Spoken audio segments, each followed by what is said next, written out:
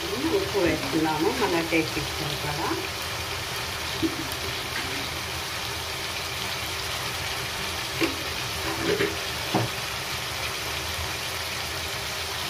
కొద్దిగా పుదీనా వేసుకున్నాము.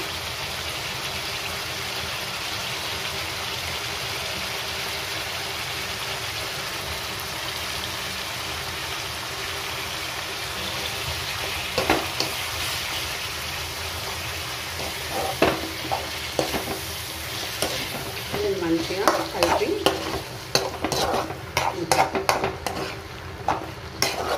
ఇప్పుడు మంచిగా కలిసింది కదా. ఇప్పుడు కొంచెం ఒక 2 minutes మూత పెట్టుకుందాము. ఎందుకంటే చికెన్ కొంచెం నూనెలో ఉడితే కొంచెం వాటర్ వెళ్తాయి కదా, అందుకోసం 2 minutes ఆగాలి. ఉన్నారు కదా, ఇప్పుడు చికెన్లో ఇలా నీళ్ళు మంచిగా ఉన్నాయి. ఇప్పుడు కారం వేసుకుందాము.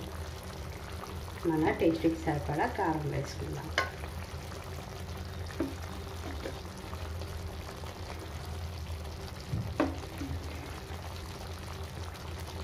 మీరు మీ టేస్ట్కి సరిపడా వేసుకోండి. మేము కొంచెం ఎక్కువ తింటాం కాబట్టి కొంచెం ఎక్కువే వేసుకుంటాం.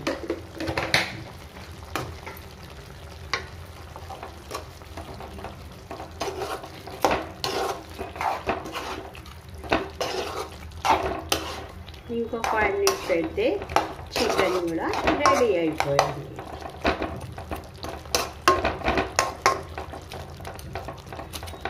కదా, మన వేడి చికెన్ రెడీ అయిపోయింది. ఇప్పుడు ఇది అన్నంలోకైనా చపాతీలోకైనా చాలా బాగుంటుంది, చాలా టేస్టీగా ఉంటుంది.